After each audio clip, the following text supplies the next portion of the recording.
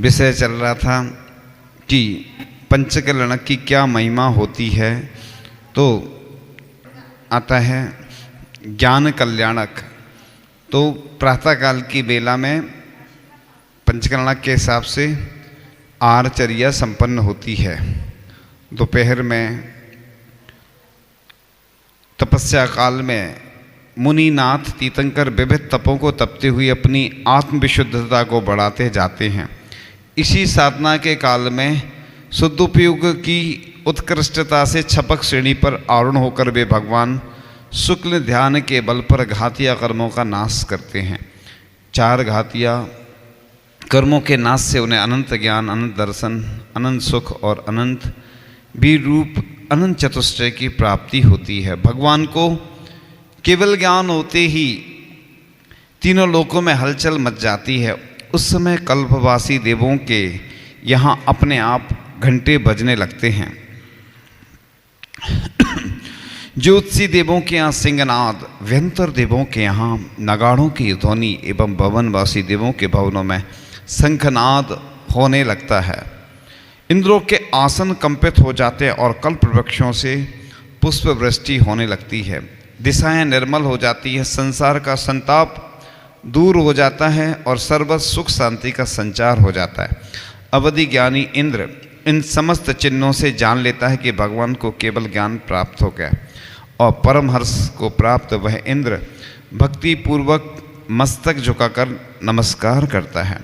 केवल ज्ञान उत्पत्ति के वृतांत से अवगत परम हर्ष को प्राप्त वह इंद्र अनेक देवों के साथ भगवान के केवल ज्ञान की पूजन करने के लिए निकलता है और समूह शरण में पहुंचकर इंद्र तीर्थंकर प्रभु को नमस्कार करते हुए उनकी स्तुति करता है और अष्टद्रव्यों से पूजन करता है। तीर्थंकर प्रकृति के उदय से भगवान के समूह शरण की रचना होती है। जो सामान्य केवली होते हैं उनकी गंधकुटी बनती है और जो तीर्थंकर 24 तीर्थंकर होते हैं ना, उनके समोसरण लगते हैं। तो इंद्र की आज्ञा से कुबेर देव कारीगरों के साथ सुंदर समोसरण की रचना करता है।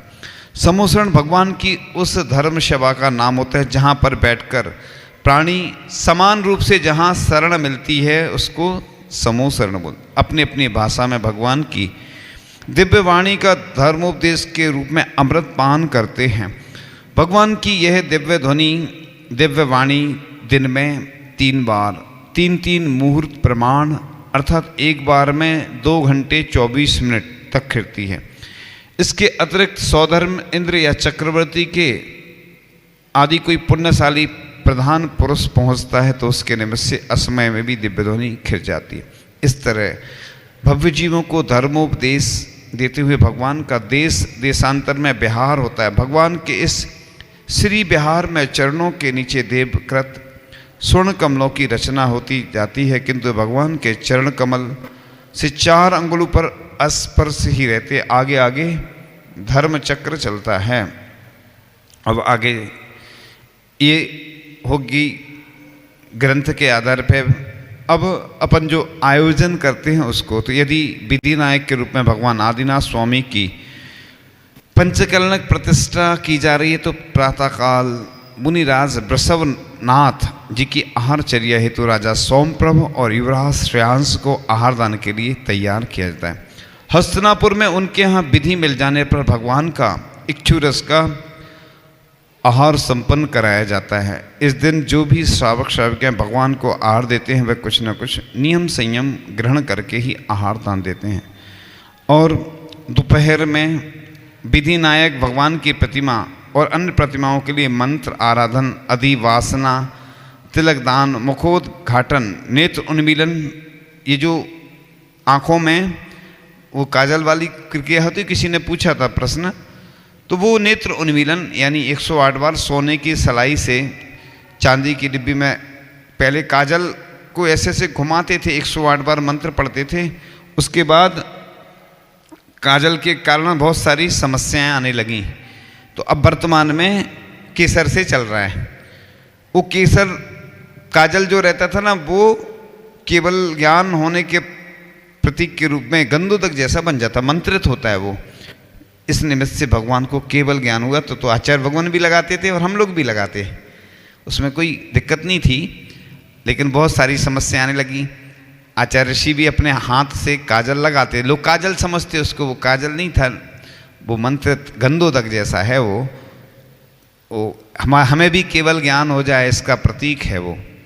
तो मुनिराजों को भी लगाते थे और भी कई लोगों को लगाते थे। तो फिर धीरे धीरे भीड़ बढ़ने लगी, बहुत सारी समस्या आने लगी उसके कारण से, तो वो प्रक्रिया बंद कर दी गई।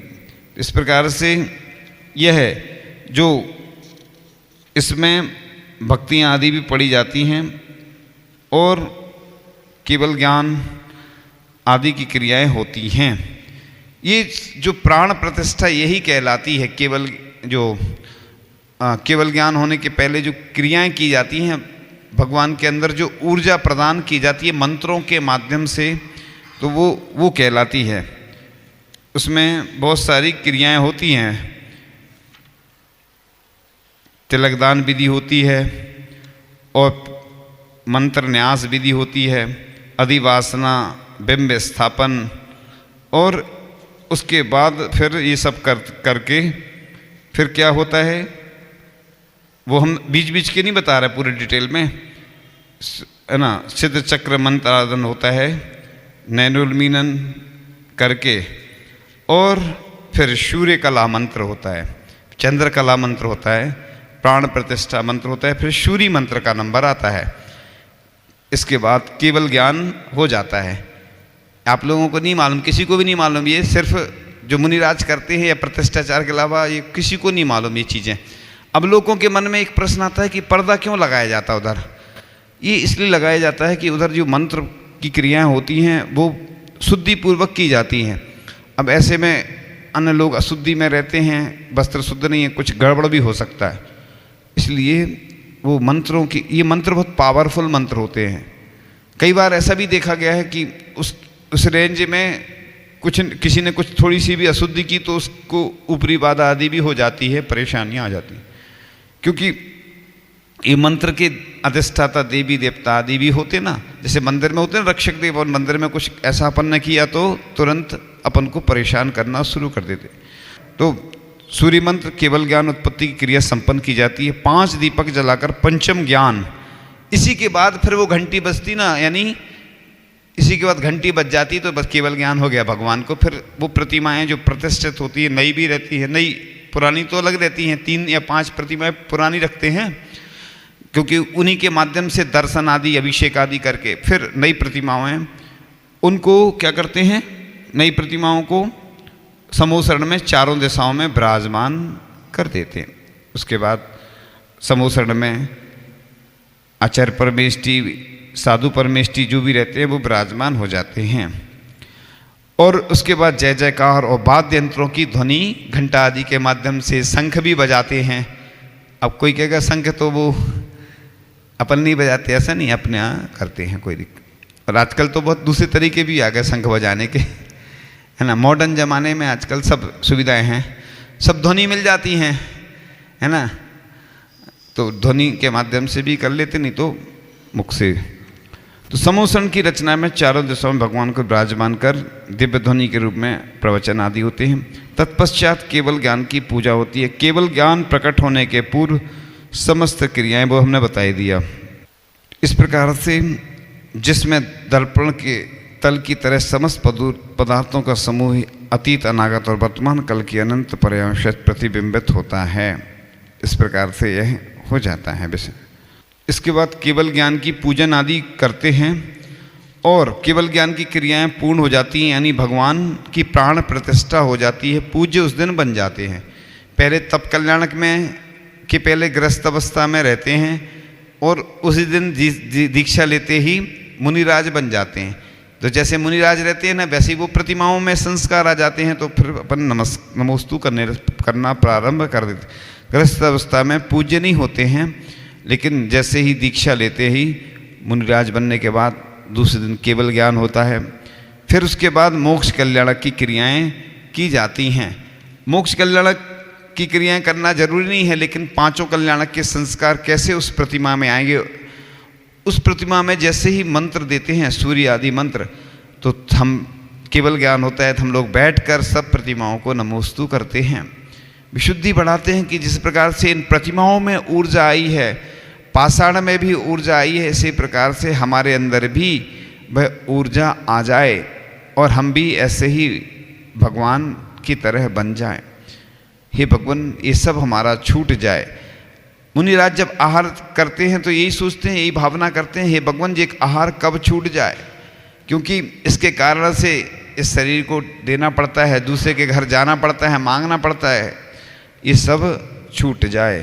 तो इस प्रकार से आगे चर्चा करते हैं मोक्ष कल्याणक की, कि सब कर्मों से छुटकारा पाने का नाम मोक्ष है। भाव कर्म के रूप में राग द्वेष और द्रव कर्म के रूप में ज्ञानावरणादि अष्टकर्म प्रत्येक संसारी आत्मा में लगे हुए हैं। इन अष्टकर्मों से छुटकारा पाने वाली, हमें याद आ गई, हमारा दीक्षा दिवस था, चंद्रगिरी डोंगरगढ़ में थे जब, तो हमारा अष्टम दीक्षा दिवस था और हमने कहा अष्टम दीक्षा दिवस पर अष्टम तीर्थेश चंद्र प्रभु भगवान के चरणों में अष्टम वसुधा पाने के लिए हम यह भावना करते हैं। और आज प्रातःकाल की बेला में हमें याद नहीं रहा, पूज्य निरापक मुनि श्री प्रसाद सागर जी महाराज जी जो आचार्य श्री के साथ हैं, उनका दीक्षा दिवस है, उनके चरणों में हम अनंत बार नमोस्तु करते हैं और दीक्षा दिवस की उनको शुभकामनाएं यहीं से देते हैं। उसके साथ साथ संवेद शिखर जी में विराजमान हैं पूज्य प्रमाण सागर जी महाराज के साथ में हैं जो पूज्य मुनि श्री निर्वेक सागर जी महाराज जी, और विनीत सागर महाराज जी जो महाराष्ट्र में विराजमान हैं, और भी उनके साथ साथ जितने मुनिराज आज की तिथि में जो अतिथि बने थे, ऐसे मुनिराजों के चरणों में हम नमोस्तु करते हैं और यहीं से उनको यहीं से शुभकामनाएं देते हैं कि वो सिद्धत्व को प्राप्त करें, मोक्ष की यात्रा उनकी पूरी हो और उसके साथ साथ हमेशा वह स्वस्थ बने रहें, उनका रत्नात्रय का पालन अच्छे से होता रहे। ये तो त्रुटियां हो जाती हैं कई बार, वैसे तो हमारा हो जाता है आगे पीछे, पहले से हो जाता है आगे पीछे, मतलब जब कोई व्यक्ति जाता है तो हो जाता है, लेकिन फिर भी सुबह याद नहीं रहा था। तो इस प्रकार से ऐसे मुनिराज जिनको आचार्य श्री के करकमलों के माध्यम से उनका वरदहस्त प्राप्त हुआ था और वो उच्च पद को प्राप्त करें, ऐसी हमारी भावना है।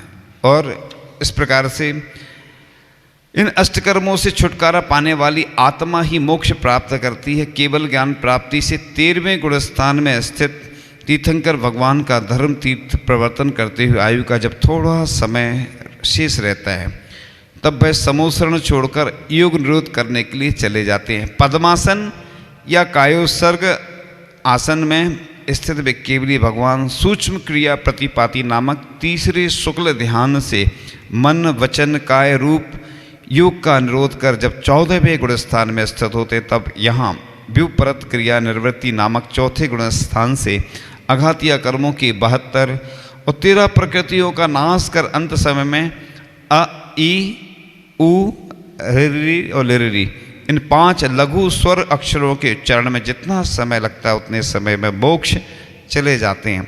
भगवान के निर्वाण क्षेत्र की पहचान अक्षुण्ण बनी रहे, इस अभिप्राय से इंद्र निर्वाण स्थल पर सिद्ध शिला का निर्माण कर वज्र से उस पर स्वस्तिक या चिन्हित भगवान के लक्षणों को चिन्हित करता है। जिस स्थान से भगवान को मोक्ष होता है वह भूमि सिद्ध भूमि या निर्वाण भूमि मानी जाती तथा पवित्र तीर्थ के रूप में प्रसिद्धि को प्राप्त होती। जैसे 20 तीर्थंकर संवेद शिखर जी से मोक्ष गए हैं, बाकी तीर्थंकर बस पूज्य भगवान कहाँ से गए? चंपापुर से। महावीर भगवान पावापुर से 22 हो गए, और आदिनाथ भगवान कैलाश पर्वत से, नेमिनाथ भगवान गिरनार जी ऊर्जयंतगिरी, ऐसे 24 तीर्थंकर। इसके अलावा शाश्वत भूमि तो संवेद शिखर जी हमेशा वहीं से मोक्ष जाते हैं, वहाँ का कण कण पवित्र है। एक बार की बात थी, आचार्य श्री जा रहे थे कहाँ? संवेद शिखर जी गए, वंदना करने के लिए जाने वाले थे। इतने में क्या हुआ, उनने देखा कुछ छुल्लके लगे जो भी रहे हो साधु कमंडल लिए थे, तो आचार्य श्री ने देख लिया, कमंडल क्यों ले जा रहे? उन्होंने कहा जरूरत पड़ेगी कुछ शंका आदि। आचार्य जी बोले यहीं छोड़ो। एक शायद पेड़ की कोटर में रख दिए थे, पेड़ में जगह रहती ना, कमंडल पूरे, यहीं छोड़ो। बोले यहाँ का कण कण पवित्र है, इस पवित्र भूमि पर थूकना भी नहीं। और आज तो स्थिति अलग ही हैं, इसलिए जो भी वंदना करने जाते तो अपन को ये ध्यान रखें कि जल की तो छूट रखें, जल में तो कोई दिक्कत नहीं, लेकिन खाने पीने की चीज़ें नहीं ले जाना चाहिए।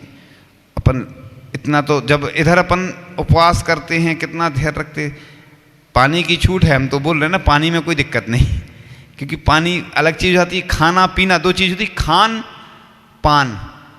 पान माने पीना, और खाना वैसे तो खाना नहीं बोलना चाहिए अपने यहाँ, भोजन ग्रस्त भोजन करता है, मुनिराज आहार करते।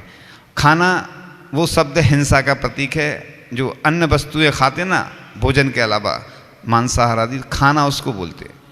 इसलिए वो खान पान अलग चीज़ हो जाती, तो बोलते ना उधर कुछ भी नहीं खाना चाहिए अपन को। पानी की तो कितनी अकुलता रहती लोगों को, तो इतना सहन नहीं कर पाते, कम से कम तो लिक्विड का छूट है, लेकिन कम से कम इतना तो करना चाहिए। एक उधर का कण कण पवित्र है, तो वह मोक्ष स्थली मानी जाती है। अब आगे चर्चा चल रही थी, ये तो मोक्ष के लड़क के चल रही थी ना, तो आदिनाथ भगवान की जो कैलाश पर्वत की रचना करते हैं, उस पर फिर एक प्रतिमा विराजमान करते हैं, वो चंद्राकार अर्धचंद्राकार बनाते। सिद्धशिला कैसी है, वो अर्धचंद्राकार ऐसा। और अब निर्वाण संबंधी भक्ति पाठ संपन्न होते हैं और शुभ मुहूर्त में भगवान को मोक्ष प्राप्त हो जाता है और सिद्ध शिला दिखाई देती है। अब भगवान के मोक्ष जाने की प्रक्रिया होते ही घंटा, दिव्य घोष आदि वाद्य यंत्र बजाकर हर्ष व्यक्त किया जाता है। भगवान के परम औदारिक शरीर की कपूर की तरह उड़ जाने के बाद शेष बचे नख और केशों को वहाँ बने कुंड में स्थापित किया जाता है, तथा अग्नि कुमार के देवों द्वारा उनके मुकुटों से, मुकुट में से निकलती ना, ऐसा देखा होगा ना आप लोगों ने, पंचकन्या में अग्नि कुमार के देव बनाए जाते 4, और उनके मुकुट से अग्नि निकलती है, उससे उनका अग्नि से नख और केशों का संस्कार, अग्नि संस्कार किए थे। तत्पश्चात निर्वाण। जब शुरू में आते हैं तो एक नया उत्साह उमंग रहती है, इसलिए बोलते हैं ना, संतों के गमन से सुख का रहे ना पार, संतों के आगमन से सुख का रहे ना पार, संतों का जब गमन हो लगता जग असार। जब संत जाते हैं ना तो लोगों के चेहरे मुरझा जाते हैं। जब संत जहाँ जाते हैं, बागीदौरा जाएंगे तो लोग खुद बागीदौरा वाले खुश हो जाते हैं, और जहाँ से जाते हैं वहाँ के लोग दुखी हो जाते हैं। नए गांव में, नए शहर में जब लोगों को मिलता है तो खुश होते हैं। तो इस प्रकार से साधु संतों का समागम बड़े पुण्य से प्राप्त होता है। तो इन्हीं भावनाओं के साथ परम पूज्य आचार्य भगवान गुरुदेव श्री विद्यासागर जी महामंडल की